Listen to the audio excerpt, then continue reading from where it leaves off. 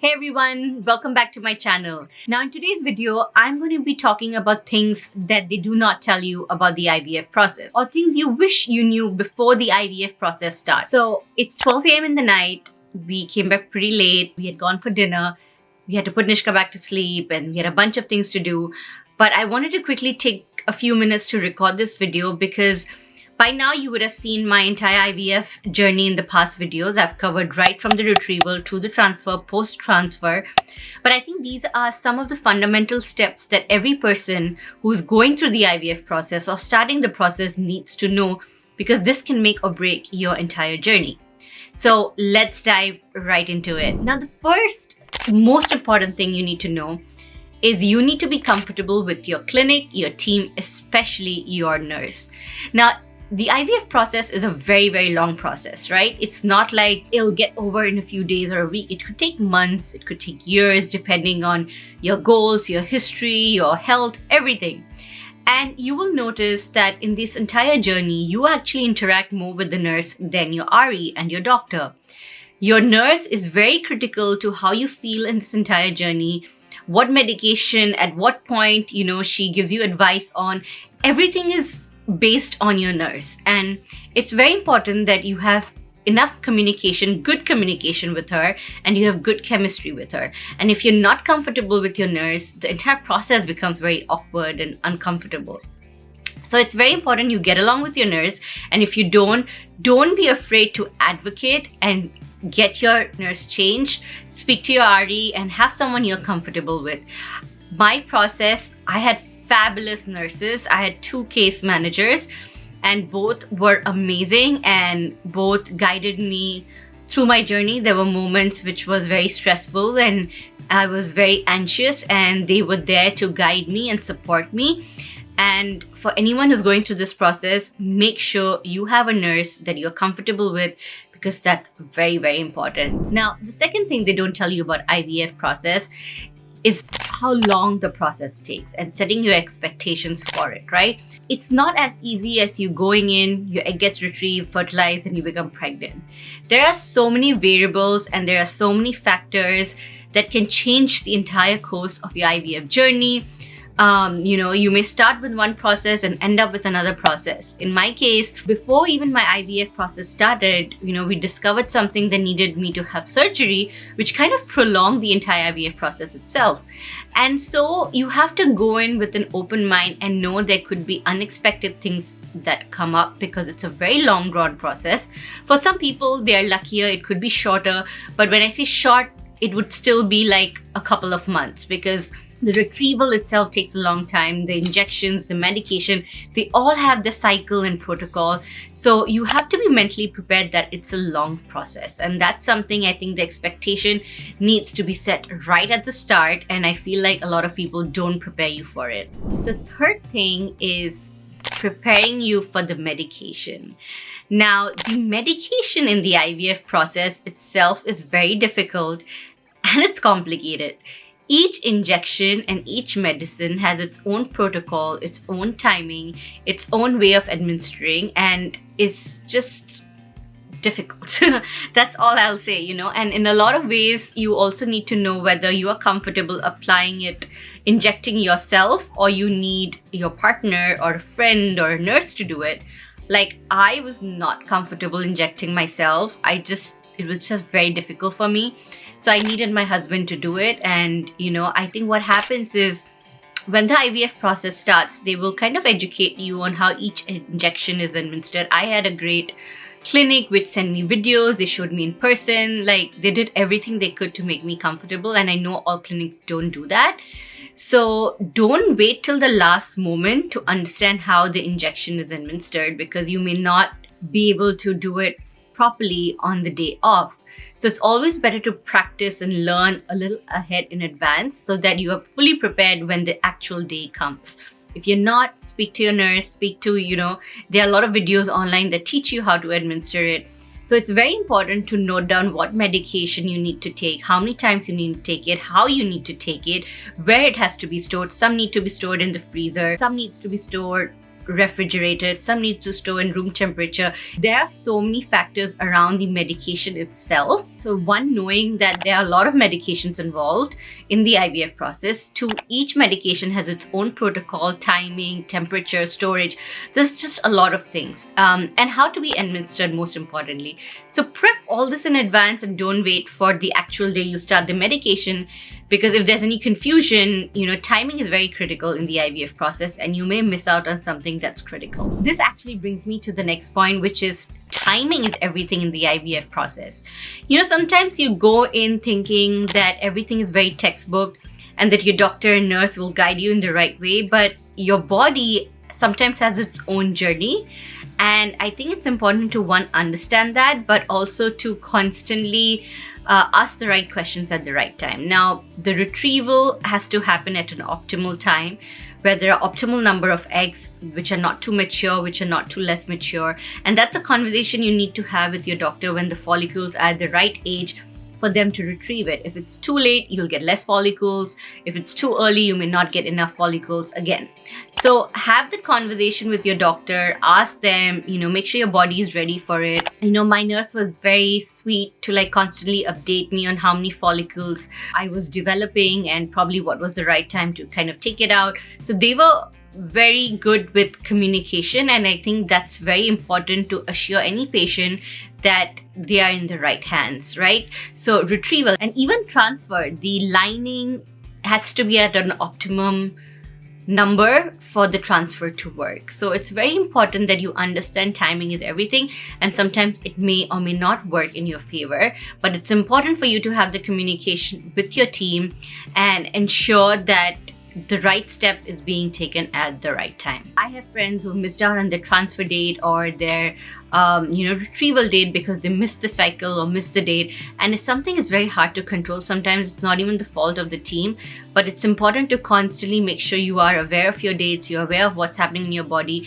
and if you need more ultrasounds, don't be afraid to ask them so that they can check the health of your eggs or your embryo or whatever is going on in that time of your IVF journey. The next thing is, and this is especially applicable for women who are of an older age. I did my IVF also in my 30s. And we hear, sometimes I used to read forums and groups where they used to be like, I got 20 eggs, I got 30 eggs, I got 40 eggs. And you're just thinking, but I didn't get that many eggs. And eggs is just the first step of the process. To have a baby, it has to become an embryo. And the egg needs to be mature, it needs to fertilize, and then you have genetic testing, and all of this takes time. And in every step, you kind of lose out on the numbers. So you may have 20 eggs, but you may only end up with maybe 3 or 4 embryos. Especially a lot is lost in genetic testing sometimes, and that's something I wish I kind of knew ahead of time, so that the expectations were very different. But at the same time, what I realized, and my RE stressed on it a lot, is that the quality is more important than the quantity. Because a good quality embryo, even if it's one, has a higher chance of having a live pregnancy than you can have 5-6 embryos and they may not be of the best quality.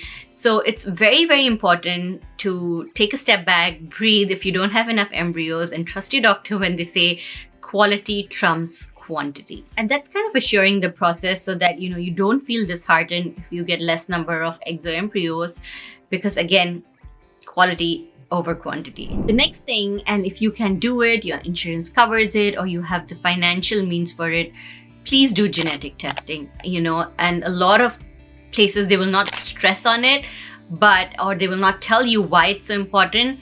My clinic was very, very clear that genetic testing is the way to go, because it saves you a lot of tears, right? Genetic testing is able to tell you what embryos are of good quality and have a higher chance of having a live pregnancy. So I have had friends who've not done genetic testing and it's ended up in a miscarriage. Now again, it's a very personal decision. You may or may not opt for it. Some people do not opt for it because that's their personal decision, and they feel that whatever the condition is, they are happy to move ahead and take it as it is.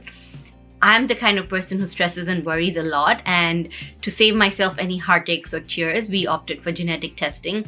And for women above 35 especially, I highly recommend get genetic testing done. because you have the higher chances of then having live pregnancy because you're focusing on the best quality embryos. Now, the next thing is about how taxing, stressful, isolating, mentally challenging the IVF process can be. It's not as simple as ABC. You get in and you get what you want. Sometimes cycles are unsuccessful. Sometimes it leads to miscarriages. Sometimes, there are a lot of things that can happen in the IVF process, and it's very difficult. It's very isolating, especially if you've not shared this with anybody and if you're going through alone, and it just becomes a very difficult process because you don't know where to express, where to share your emotions, who to speak to other than your partner, and can get very, very isolating because you may think you're the only one who's going through that process. And, especially it becomes hard when, you are in a group of friends where everybody's announcing their pregnancy and you're still going through the infertility struggle or fertility challenges, and it gets really, really tough. Find a support group. It can be a Facebook group where you don't know anybody and you can chat with, and you can anonymously post your concerns, your anxiety, your stressful situations and challenges. Or it's just sitting down with your partner and chatting, or sitting with your nurse and chatting, seeking a mental therapist, or finding ways to reduce your stress a little bit, whether it's acupuncture, whether it's yoga, meditation. But what happens is stress is inevitable in the IVF process because it's such a physically and mentally taxing process. But stress also impacts your IVF journey, right? Stress is a huge factor in fertility. And so it becomes like a chicken and egg situation, and it's very difficult. That's something people don't talk about before you start the IVF process, about the emotional ups and downs that you may face during the whole process. So it's very important to be cognizant about it and, find ways that you can channel your anxiety, your stress. I reduced my social gathering a lot because I didn't want to deal with questions about kids. I didn't want to hear about other people's kids. I just wanted to focus on my journey. And 2, I went for acupuncture, which was a game changer for me. It was so good, and I had the best acupuncturist. Forever be grateful to her, because I used to sleep like a baby during those sessions, and it just made me forget everything. It was a great way for me to channel my stress and my anxiety and just relax for that 1 hour and not think about anything. And talking to my husband also was very, very helpful because he was not just there to give me advice, but he would just sit and listen to me. That made me feel so much more comfortable. So that is a very, very key thing in the whole IVF process that I wish anyone who's going through it understands and knows that it can happen. And the last most important thing, IVF is a very expensive process, and I think people going into it have some idea, they just don't have the full idea. So before you go into the process, I always recommend, sit with your financial case manager, break down the numbers, speak to your insurance, see how much is covered, and accordingly you can plan your cycle and you can plan for your future goals. Because if things don't go the way you imagine, say you envisioned 1 cycle but it doesn't work out and you need 2-3 cycles more, or you don't have sufficient finances for it, it can get very challenging and tricky. So it's always best to know what you are up for, and you can have a plan A, plan B, plan C, because as the process prolongs, the money also increases and becomes expensive. So check with your company, check with your insurance, check with your financial case manager, get all those numbers in, do a reconciliation and see how much is covered, how much your company covers versus your insurance, all of those kind of things. And then make a plan for yourself, like a plan A, plan B, plan C, and see what works best for you and your partner in terms of your financial health.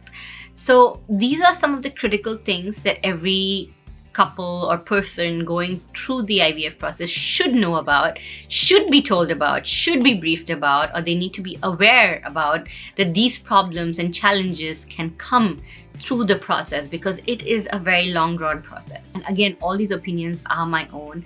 But I really hope through this experience, someone who's going through it can derive a few things that helps them in their journey. And that's my whole purpose of making these videos, because there were a lot of things I had to learn on the way that I wasn't told about, I wasn't aware. And, it was very eye-opening for me. And I just wish there was more ways for women to kind of get this information firsthand right at the start, so it can make the process a tad bit easier.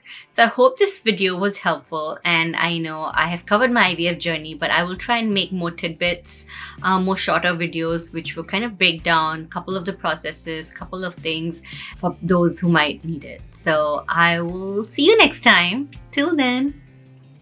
Lots of love.